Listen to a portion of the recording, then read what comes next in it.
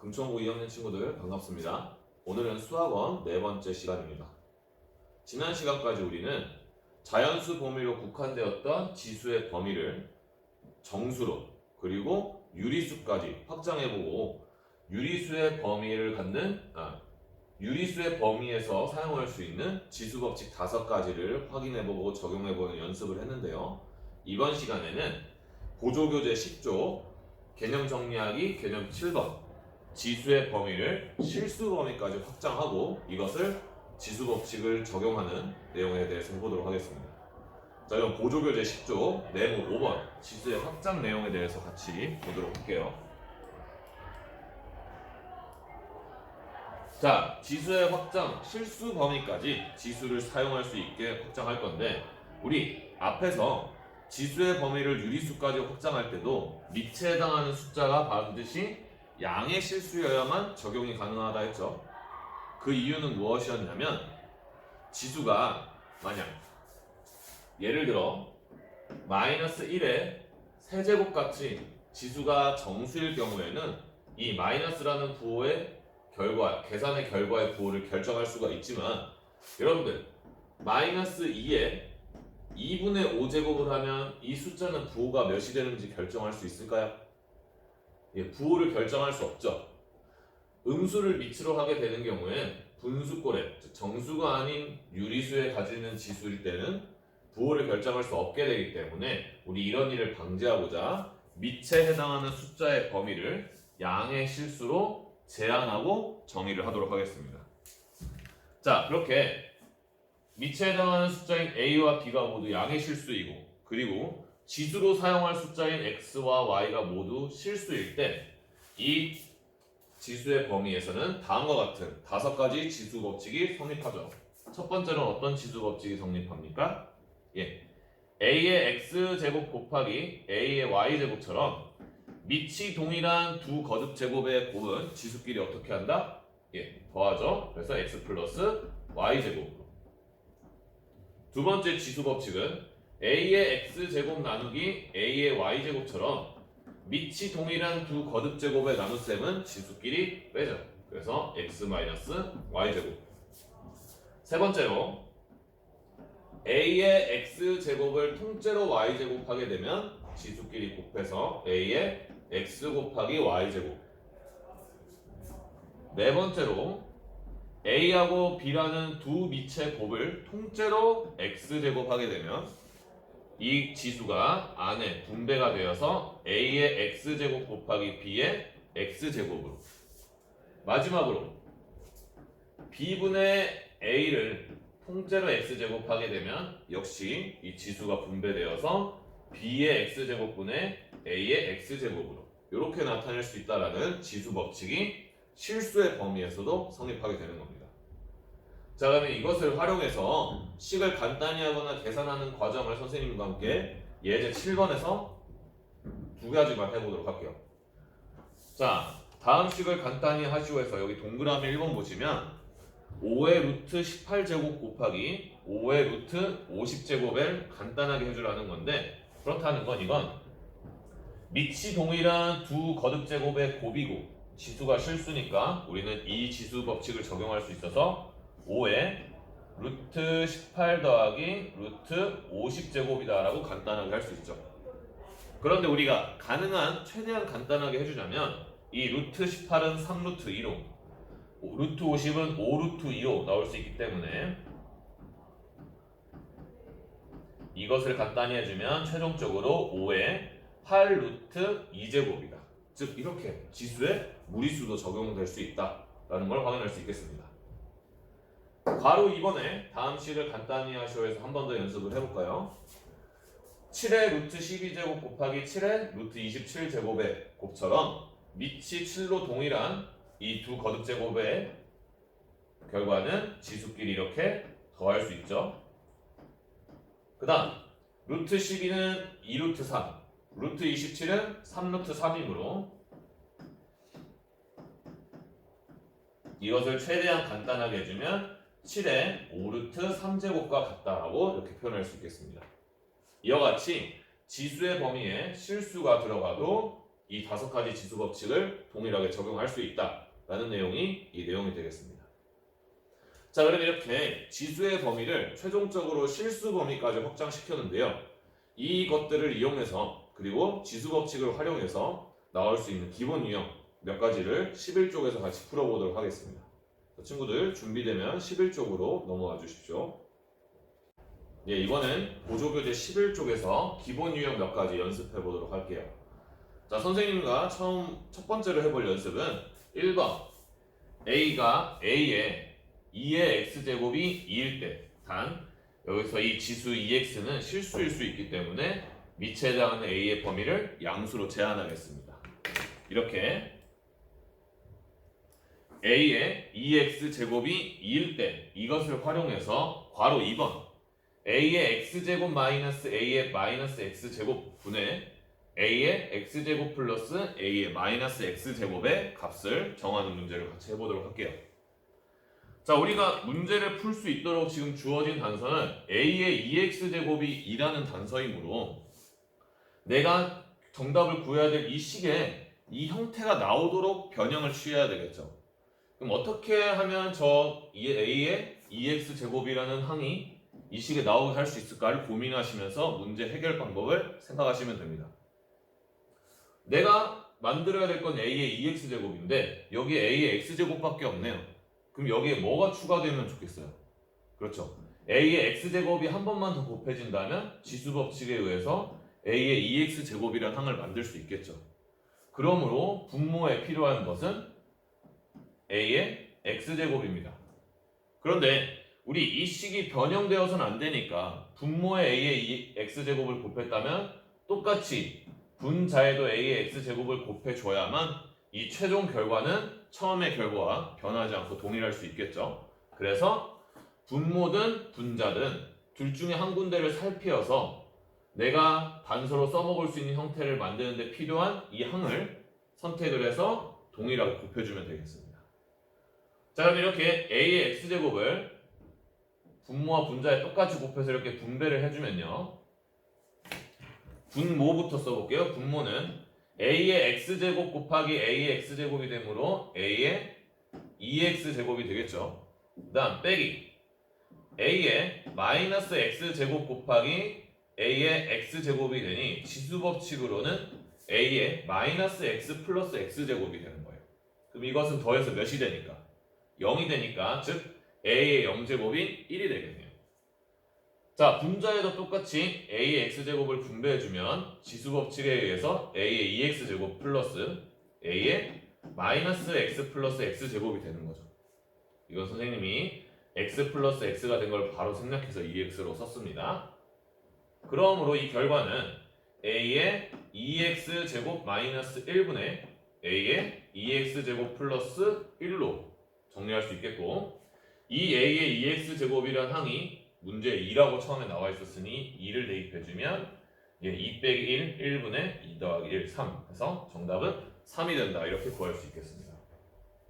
자, 기본적인 유형이고 이런 문제의 유형을 여러분들이 푸시면서 내가 원하는 결과를 얻기 위해서 식을 어떻게 변형해야 될까라는 감각을 키울 수 있으니 이런 문제도 간단하네 하고 그냥 넘어가지 마시고, 아니면 어떻게 해야 될지 모르겠는데 그냥 넘어가자 이러지 마시고 한번 원하는 결과를 내기 위해서 취해야 될 변화가 무엇이 있을까를 고민하는 연습을 해보시기 바랍니다.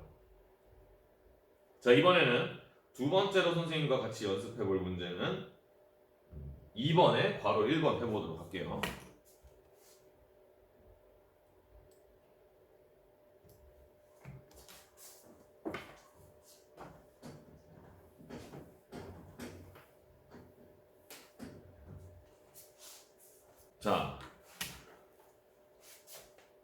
자, 2의 괄호 1번 같이 해보겠습니다. 2의 x제곱 마이너스 2의 마이너스 x제곱이 3일 때 이 식을 이용해서 2의 x제곱 플러스 2의 마이너스 x제곱의 합을 구해달라는 문제가 되겠어요. 자, 그럼 이런 문제를 풀 때 보시면 항은 동일한데 가운데 더하고 빼는 부호가 달라진다. 이런 것들을 구할 때 우리 어떤 걸 주로 많이 쓰냐? 곱셈 공식의 변형을 많이 이용하죠. 어떤 곱셈 공식의 변형을 많이 이용하냐면 a 플러스 b의 제곱은 a-b의 제곱 플러스 4ab와 같다 이런 형태를 많이 이용해서 사용합니다. 특히나 이렇게 주어진 항들의 지수가 절대값은 같으면서 부호가 다른 경우에는 그 두 항끼리 곱해지면 이 부분의 결과가 1이 될 거기 때문에 훨씬 식을 간단하게 변형할 수 있게 된다는 거죠. 자, 마찬가지로 이것을 이용해서 지금 이 값을 구해보도록 할게요. 근데 이 값을 바로 구할 수는 없고 곱셈 공식의 변형을 이용한다면 이렇게 이 식의 제곱의 값을 구할 수 있습니다. 그럼 우리는 2의 x제곱 플러스 2의 마이너스 x제곱의 제곱의 값을 구한다라고 생각하면서 이 문제를 접근하시면 되는데요. 그럼 이것을 이 곱셈 공식의 변형에 그대로 적용해보면 얘는 2의 x 마이너스 2의 마이너스 x제곱의 제곱 플러스 4 곱하기 2의 x 제곱 곱하기 2의 마이너스 x 제곱 이 식을 이용해서 구할 수 있겠죠. 그럼 얘 같은 경우에는 이것이 3의 제곱이니까 9. 그 다음 이 두 항은 곱해서 2의 0제곱인 1이 될 테니까 4. 그래서 플러스 4에서 13이 된다는 걸 구할 수 있습니다. 자, 여기서 결정을 해야 되죠. 우리가 정답으로 구해야 될 건 2의 x제곱 플러스 2의 마이너스 x제곱의 전체 제곱이 아니라 그냥 이것의 합을 구해야 되잖아요.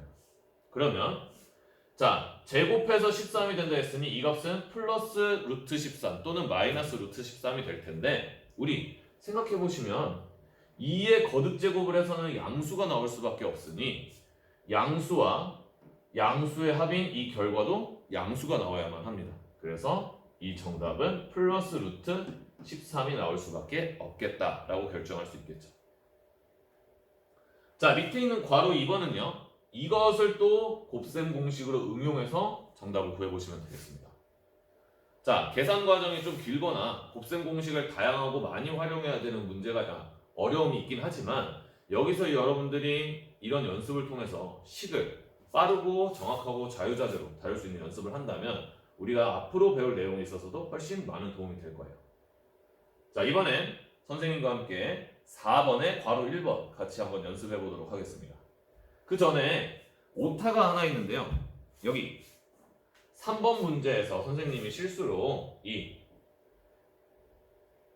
괄호 a의 x제곱 마이너스 a의 마이너스 x제곱의 마이너스 1제곱이라는 이거 하나 빠뜨렸어요. 그런데 이게 오타니까 여러분들 교재에다가 이걸 추가하셔서 문제를 풀어주시면 좋겠습니다.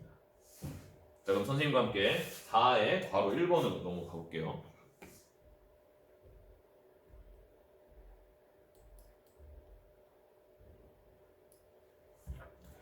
자, 다음에 답하시오 해서 괄호 1번은 1.24의 a제곱이 100이고 0.0124의 b제곱이 100일 때 a분의 1 마이너스 b분의 1의 값을 구해달래요.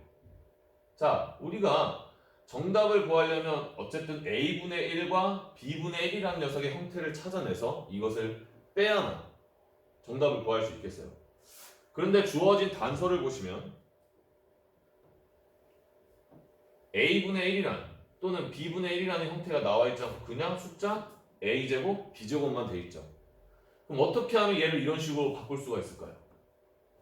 우리 지수 법칙을 실수의 범위까지 적용할 수 있기 때문에 이러한 방법을 쓸 수 있습니다. 어떤 방법을 쓸 수 있냐면 1.24의 a제곱이 100이라는 것이니까 이것 전체에 우리 a분의 1제곱을 취해줘요. 그럼 동일한 숫자를 동일한 거듭제곱을 취했으니 결과도 똑같겠죠.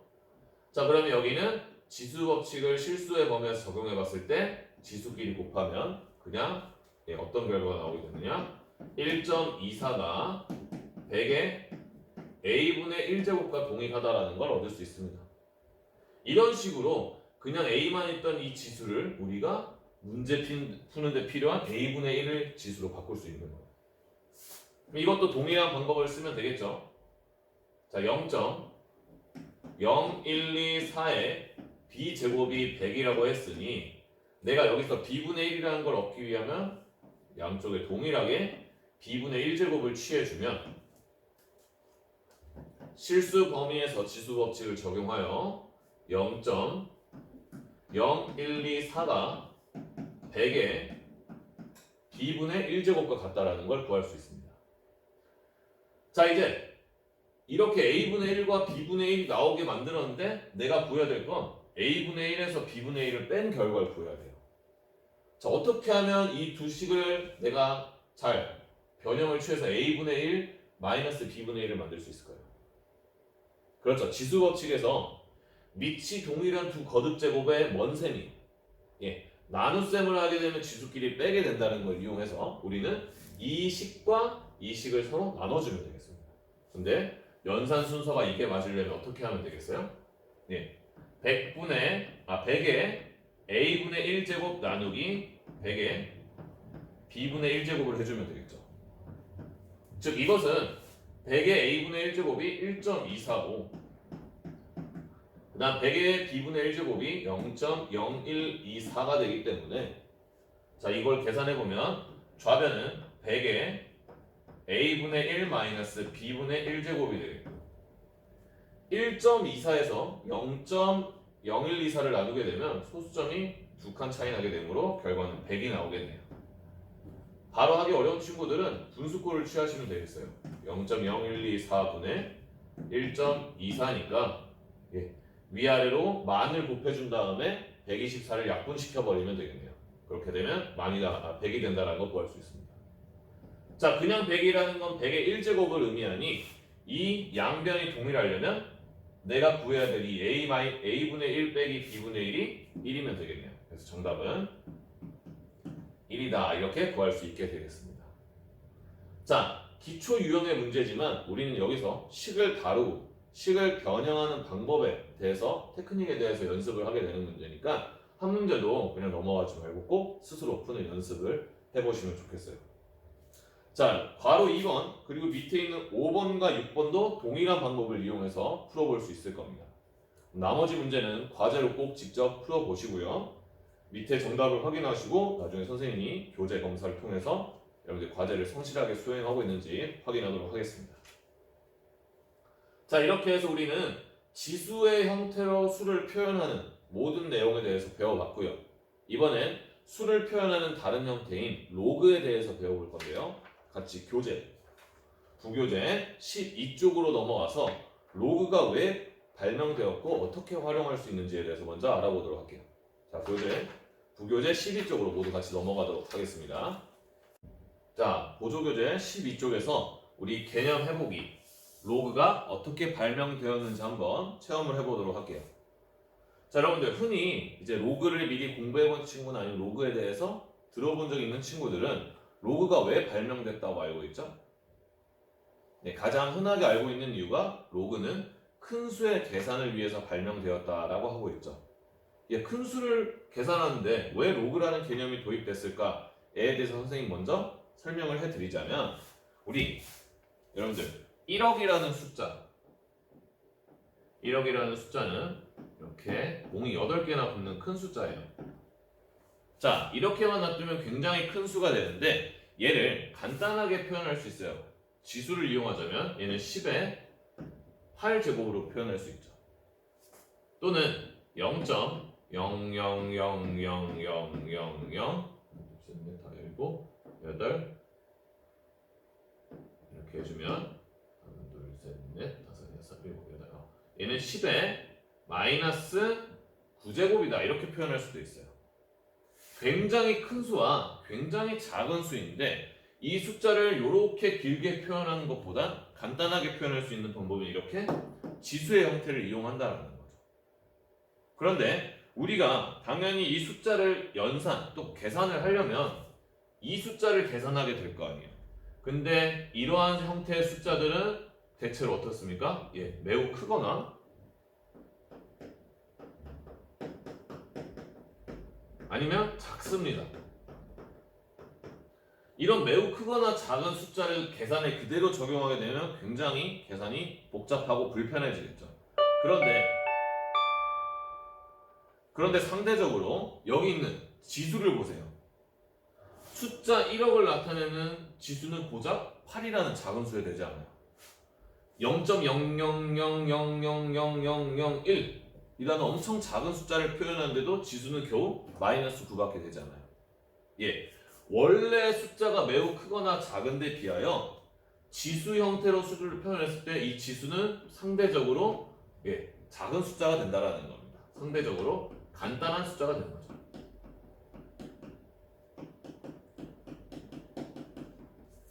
이렇게 될 수 있다라는 거예요.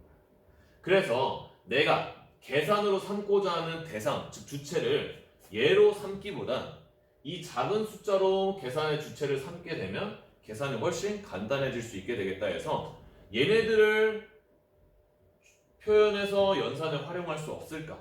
이것을 생각하면서 개발된 개념이 바로 로그라는 개념이 되겠습니다. 자, 이제 구체적으로 로그라는 개념을 이용해서 어떻게 큰 수의 계산을 할 수 있는지 한번 같이 체험해 보도록 할게요. 밑에 스텝 1에서 보겠습니다. 자, 로그의 발명의 이유는 큰 수의 곱셈과 나눗셈을 위해서인 거죠. 사실 큰 수를 더하거나 빼는 건 그냥 자릿수에 맞춰서 더하거나 빼면 되니까 어려운 연산이 아니에요. 하지만 큰 수끼리 곱하거나 나누는 건 굉장히 복잡하고 어려운 연산이 될 수 있죠. 그래서 로그는 주로 이러한 연산에 적용하기 위해서 발명된 개념입니다. 선생님과 함께 이번에 해볼 건 뭐냐면 지구에서 달까지 빛이 도달하는 데 걸리는 시간을 로그를 이용해서 쉽게 계산하는 걸 한번 해볼 예정이에요. 자, 여러분들 지구와 달까지의 거리는 3.844 곱하기 10의 8제곱미터. 그러면 대략 3억 8,440만 미터가 된다는 겁니다. 그리고 빛의 속도는 2.998 곱하기 10의 8제곱 미터 퍼 세컨드, 즉 초당 2억 9,980만 미터의 속도로 빛은 날아간다라는 거죠. 굉장히 이렇게 큰 숫자들을 가지고 우리 지구에서 빛이 도달하는 데 걸리는 시간을 계산하려면 어떻게 해야 되나요? 시간은 속력분의 거리니까 이 거리인 3.844 곱하기 10의 8제곱을 속도인 2.998 곱하기 10의 8제곱으로 나누어야 돼요. 굉장히 큰 숫자예요. 복잡한 숫자의 나눗셈. 이거 하는 데는 굉장히 어려움이 따르겠죠.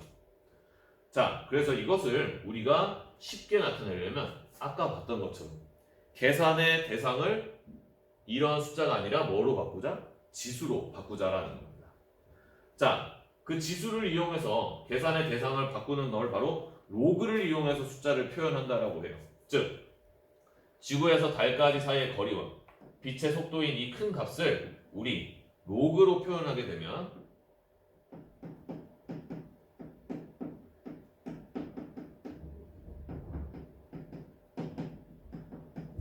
자, 먼저 지구와 달 사이의 거리는 로그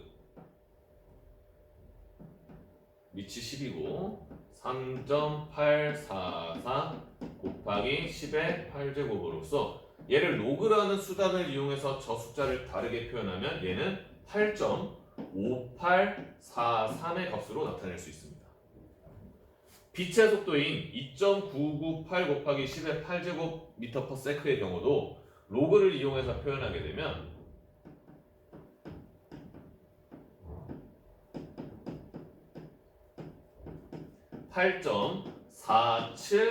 8.4757로 표현할 수 있어요. 로그를 이용하면 이 굉장히 큰 숫자를 상대적으로 훨씬 작은 숫자에 이렇게 표현할 수 있다는 겁니다. 자, 근데 우리가 지금 해야 될 건 뭐예요?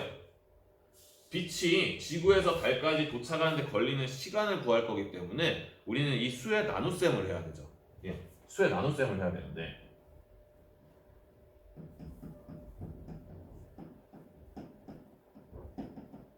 이 수의 나눗셈을 로그 버전으로 바꾸게 되면 뭐가 되느냐? 이때 로그의 값에 뺄셈을 하시면 되는 거예요. 무슨 얘기냐? 이 값에서 이 값을 나누는 과정을 로그로 변환시키면 이 로그 값에서 로그 값을 빼는 걸로 바꿀 수 있다는 겁니다. 아까도 얘기했지만 덧셈과 뺄셈은 곱셈과 나눗셈에 비해서 훨씬 쉬운 연산이죠. 그러니 매우 큰 수의 나눗셈을 상대적으로 작은 숫자의 뺄셈으로 대체할 수 있다는 게 로그의 장점이 되는 거예요. 그럼 반대로 수의 매우 크거나 매우 작은 수의 곱셈은 로그의 뭐로 바꿀 수 있으냐? 로그의 덧셈으로 바꿀 수 있죠. 그러니 로그는 크게 두 가지 장점이 있는 겁니다. 매우 크거나 복잡한 수를 상대적으로 간결하고 작게 나타낼 수 있다는 것과 두 번째로는 복잡한 연산인 곱셈과 나눗셈을 각각 덧셈과 뺄셈으로 대체할 수 있다는 두 가지 장점이 있으니 큰 수의 계산을 위해 발명되었다라고 할 수 있겠죠. 자, 이제 로그를 이용해서 어떻게 큰 수의 계산을 하는지 알았으니 실제로 한번 해볼게요. 지금 우리가 할 건 지구에서 달까지 빛이 도달하는 데 걸리는 시간이니까 그 시간을 계산하려면 2.998 곱하기 10의 8제곱 분의 3.844 곱하기 10의 8제곱 이 값을 계산해야 되는데 이 값은 실제로 우리가 계산하기 쉽다 어렵다? 어렵죠. 그러므로 얘를 뭐로 전환을 하자? 로그로 변환을 하자.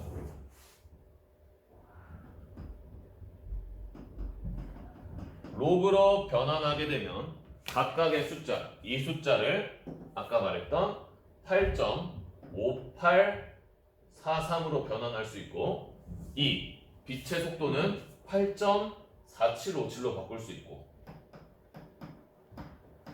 그리고 큰 수의 나눗셈은 로그에서의 뺄셈으로 대체할 수 있으니 이렇게 되겠죠. 그럼 이걸 빼는 건 어렵지 않으니 빼보면 0.1086이라는 로그의 값이 나옵니다. 자, 이렇게 로그의 뺄셈을 얻게 된 0.1086이라는 이 값을 의미 있게 쓰기 위해서 다시 원래 우리가 사용하는 이러한 숫자로 변환을 해야 되겠죠. 그래서 로그로 변환했던 이 값을 다시 원래 수로 전환을 시킵니다.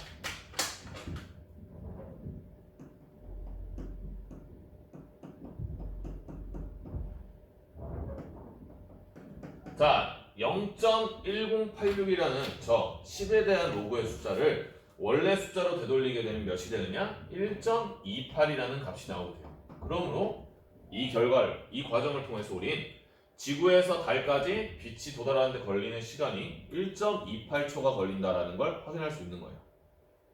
자, 어떻습니까, 여러분? 로그를 이용하니까 큰 수의 계산을 간편하게 할 수 있다라는 거 직접 해보니까 어떻게 느껴지나요?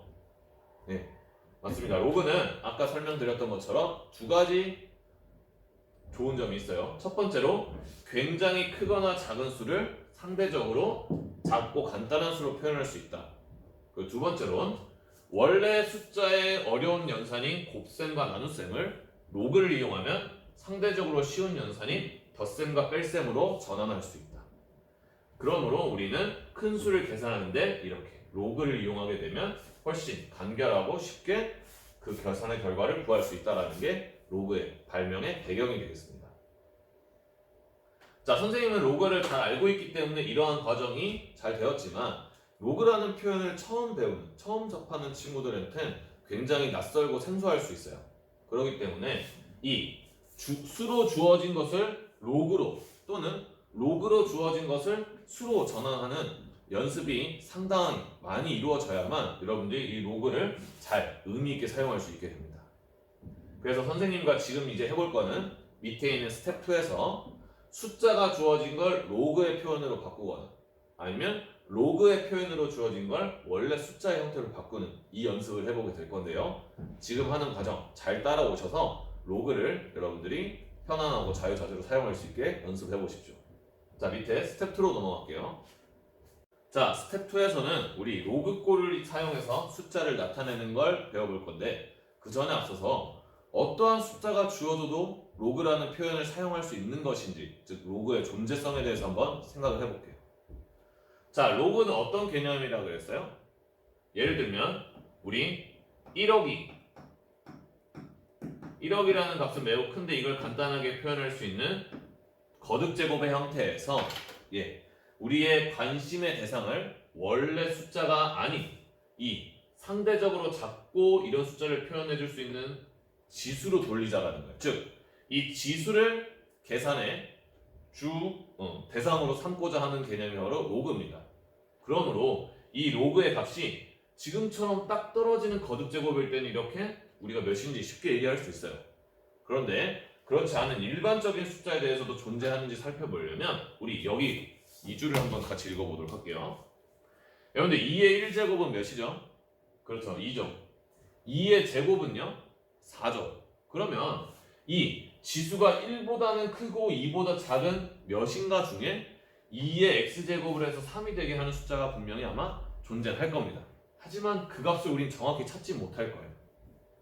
좀 더 세부적으로 찾는 방법은 2의 1점 몇 제곱과 2의 1점 몇 제곱을 해서 3의 값이 나올 수 있는 가능성이 있는지 그 지수의 소수점을 계속 파헤쳐 나가보면 이 2의 x제곱이 3이 된다라는 그 x의 값을 찾을 수 있겠죠.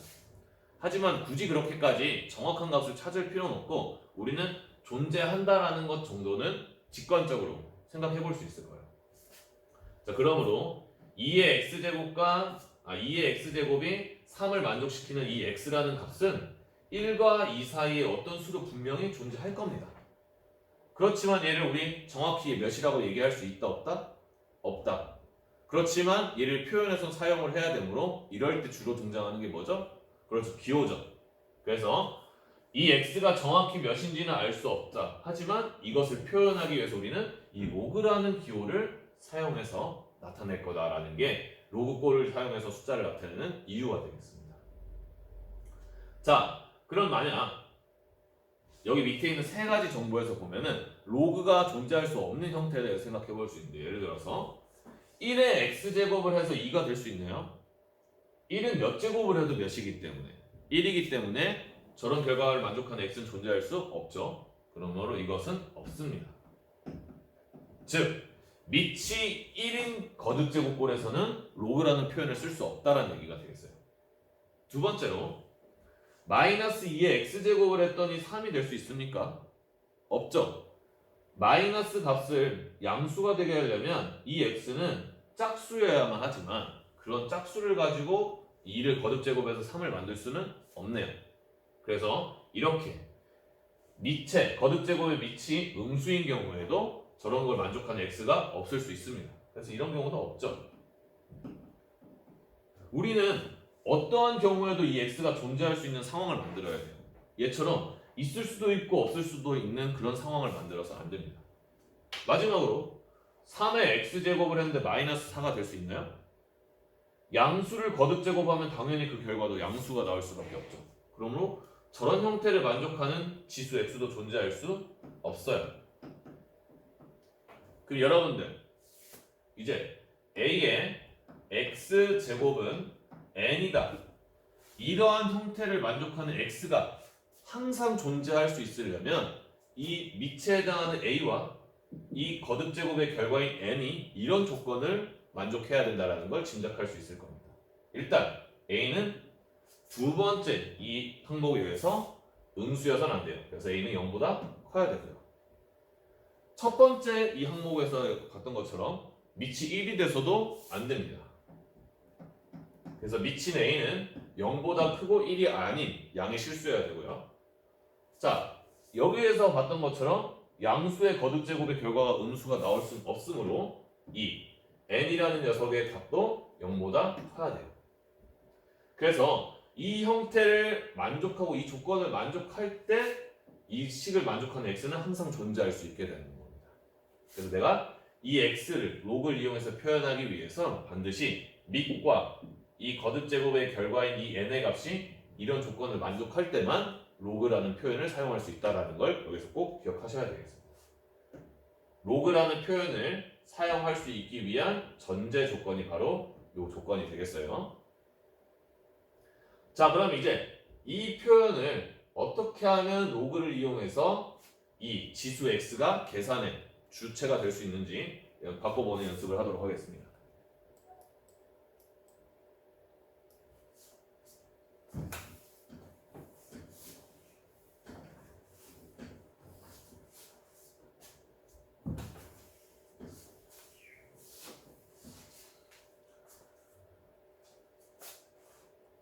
자, 로그꼴을 사용해서 숫자를 나타내기라고 했죠. 우리 로그를 사용하는 이유는 상대적으로 작고 간편한 숫자인 이 거듭 제곱에서의 지수를 수의 연산의 대상으로 삼기 위함이라 했어요. 그래서 이 x가 분명히 존재는 하는데 몇인지 표현하기 어려울 때 우리는 이 형태를 로그라는 기호를 써서 이렇게 표현하기로 합니다. 그러면 a에 적혀있는 숫자는 그대로 a의 위치로, x에 적혀있는 숫자는 그대로 x의 위치로, n 자리에 적혀있는 숫자는 그대로 n 위치에 써서 표현을 하시면 돼요. 그럼 이 5의 제곱은 25다라는 것을 로그의 형태를 이용해서 표현하게 되면 x자리였던 이 x가 여기로 오니까 2는 로그 5의 25다 이렇게 표현할 수 있게 된다는 얘기입니다. 얘도 어떻게 될까요? 예. 자, a에 해당하는 건 여기로 올 것이고 x가 이 값이고 n이 이 값이니까 마이너스 2는 로그 10의 0.01이다 이렇게 표현할 수 있다는 거죠. 나머지도 여러분들이 한번 연습을 해보시고요. 이런 식의 과정이 가능해지면 이제 예를 들어서 아까 말했던 2의 x제곱은 3이다. 이 식을 만족하는 x를 앞으로 우리 어떻게 표현할 수 있다는 게 되겠어요? 예, x는 로그 2의 3이다 이런 식으로 표현할 수 있게 되겠어요. 이때 이쪽에 쓰는 숫자는 조금 작은 아래 첨자로, 여기에 쓰는 숫자는 큰 숫자로 써주시면 되겠어요. 그래서 분명히 이 식을 만족하는 x가 존재는 하는데 값은 정확히 알 수 없으므로 이걸 표현하기 위해선 이렇게 로그 기호를 써서 나타내면 된다라는 걸 여기서 한번 연습해 보시기 바랍니다. 자, 이번엔 반대로 로그꼴로 나와 있는 숫자를 또는 식을 숫자 형태, 즉 거듭 제곱의 형태로 바꿔보는 걸 할 건데요. 자, 여기서 보시면 이렇게 주어져 있는 형태를 이번에 이렇게 거듭 제곱의 형태로 바꿀 거예요. 그럼 어떻게 하면 되느냐? 로그 아래 작게 써 있는 이 숫자를 밑으로, 그 다음에 이 로그의 값을 나타내는 이 값을 지수로, 그리고 로그 뒤에 써 있는 이 큰 숫자를 이 거듭 제곱의 결과가 되도록 이렇게 전환해 주시면 돼요. 그럼 얘도 어떻게 될까요? 로그의 아래 첨더로 써 있는 이 숫자를 밑으로, 그 다음 로그의 값으로 나타낸 이 값을 지수로, 로그 뒤에 크게 써 있는 이 숫자를 이 거듭 제곱의 결과로 이렇게 써주시면 되겠습니다. 자, 이런 식으로 우린 숫자가 거듭 제곱의 형태로 주어져 있을 때 이 형태를 로그를 써서 표현하는 것, 그리고 로그의 형태를 써서 표현되어 있는 식을 거듭 제곱의 형태로 표현하는 것, 이 두 가지를 자유자재로 변형할 수 있으셔야 여러분들 로그를 로그를 적절하게 그리고 활발하게 활용할 수 있게 될 거예요. 꼭 나머지 빈칸 해보시면서 로그로 전환하는 연습 해보시기 바랍니다. 자, 그럼 이렇게 우리가 12쪽에서 맛본 로그를 13쪽에서 구체적으로 정리를 한번 해보도록 할게요. 다 같이 보조교재 13쪽으로 넘어가도록 할게요. 자, 보조교재 13쪽에선 앞 페이지에서 우리가 해봤던 로그를 구체적으로 정의 내리는 시간을 가져보도록 할게요. 자, 개념 정리하기 개념 8번 로그의 정의입니다. 자, 우리 로그의 뜻과 성질을 배우기 위해서 로그의 정의를 먼저 정확하게 여기서 학습을 하고 기억을 하셔야 되는데요. 먼저 a가 0보다 크고 1이 아닐 때, 그리고 양의 실수인 n에 대하여 왜 a라는 값과 n이라는 값이 이래야 되는지에 대한 이유는 우리 12쪽 스텝 2에서 한번 점검해 봤습니다. 그랬을 때 이러한 거듭 제곱의 형태를 만족하는 이 등식의 숫자 지수 x를 우린 로그를 이용해서 표현할 수 있다라는 게 로그의 정의인데요. 자, 한 번 더. A가 1이 아닌 양의 실수이고, 그리고 라지 n도 역시 양의 실수일 때 A의 x제곱은 라지 n을 만족시키는 실수 x는 오직 하나 존재합니다. 그리고 이 x를 우리가 로그를 이용해서 표현하는 걸 앞으로 이렇게 나타내기로 합니다. 이 수 x를 기호로는 이 등식을 만족하는 x가 분명히 존재하는데 몇인지 정확하게 말할 수 없어서 표현하고 싶을 때 이것을 기호로 이렇게 쓰시면 돼요. 로그 a의 n. 자, a를 밑으로 하는 n의 로그라고 합니다. 읽는 방법이 좀 어렵죠?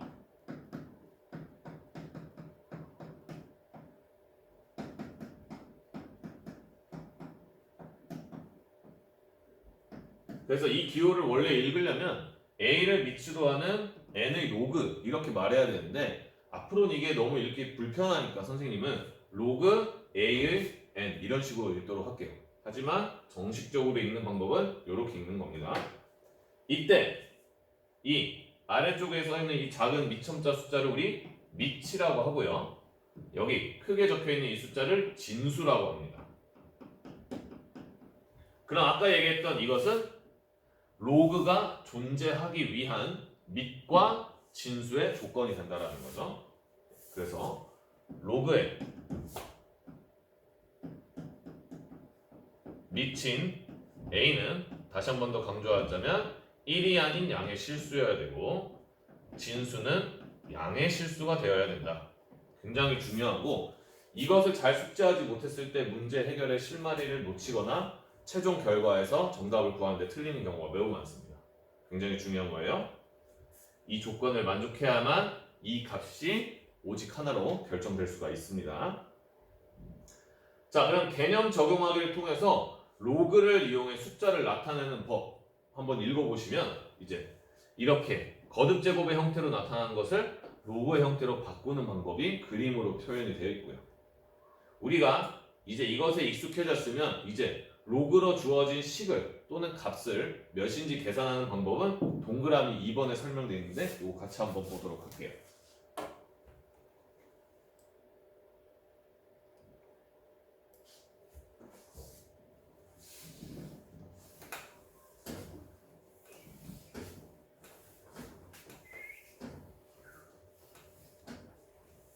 자, 한 번 더. 로그를 이용해서 숫자를 나타내는 법. 첫 번째로 이렇게 거듭 제곱의 형태로 나와 있는 건 이와 같은 규칙을 이용해서 로그로 지수 x를 표현할 수 있다는 거 굉장히 중요합니다. 완벽하게 익숙해질 때까지 여러 번 연습해 보십시오. 자, 이번엔 로그꼴의 형태로 주어져 있는 이 값을, 이 식의 값을 구하는 방법에 대해서 생각해 볼 건데요. 자, 로그의 형태로 주어져 있는 이 값을 구할 때는 다시 로그의 형태를 지수의 형태로 되돌리는 방식을 이용해서 값을 구하셔도 됩니다. 가령 로그 2의 8처럼 우리가 이 로그 2의 8의 값을 x라고 하면 로그의 첫 정의에 의해서 이 식은 이렇게 다시 변형을 할 수 있겠죠. 밑에 해당하는 미친 2의 x제곱은 8이다라는 식을 만들 수 있겠고요. 다시 얘를 로그의 형태로 이용해서 나타내면 이게 되는 거니까요. 그럼 자, 2를 x제곱해야 8이 되는구나. 즉 로그의 밑과 진수 사이의 관계 값을 이렇게 생각하실 수 있는 겁니다. 그러므로 8은 2의 세제곱이니까 이 x는 몇이다? 3이다. 그러므로 로그 2의 8은 3이다 라고 이렇게 결론 낼 수 있는 거예요. 한 번 더 연습해 볼게요. 로그 32의 2입니다. 즉 32를 밑으로 하고 하는 2의 로그 값이죠. 그럼 로그 32의 2를 내가 x라고 놓고 이 식의 형태를 원래의 거듭제곱 형태로 변환을 시켜주게 되면 얘는 32의 x제곱이 2다라는 식으로 바뀌게 되겠고요. 그럼 32는 여기서 언급한 대로 2의 5제곱이므로 2의 5제곱의 x제곱은 2가 되므로 이 x가 5분의 1이어야 지수법칙을 써서 동일할 수 있겠죠. 그러므로 x는 5분의 1임을 이렇게 찾을 수 있는 겁니다. 로그 꼴의 형태로 주어져 있는 이 식의 값을 구하기 위해선 이처럼 로그의 정의를 사용해서 원래의 거듭제곱의 형태로 바꿔서 생각하면 된다라는 거예요. 자, 밑에 있는 예제 8번에 보시면 이제 같은 방식으로 로그의 값을 구하는 문제들이 있습니다. 이것을 이용해서 여러분들 한번 문제 풀어보시도록 하고요. 예제 8번에 있는 이 세 문제의 정답은 선생님이 온클이나 다음 시간에 언급해 주도록 하겠습니다. 자, 이렇게 해서 오늘은 우리 지수의 범위를 실수까지 확장함으로써 지수 표현의 최종 단계까지 도달했고요. 그 다음 새로운 수의 형태인 로그가 발명되게 된 배경과 그리고 그 로그의 정의에 대해서 배워보는 시간을 가졌습니다. 친구들이 로그를 소홀히 하고 가는 경우가 많은데 로그 굉장히 중요하니까 꼭 완벽하게 연습을 하셔서 자유자재로 사용할 수 있게 많이 공부해 주십시오. 자, 이번 주 온라인 학습은 여기까지 되겠고요. 다음 주엔 여러분들 등교하셔서 각 반 선생님과 함께 열심히 수학원 공부에 임해 주시면 되겠습니다. 모두 수고하셨습니다.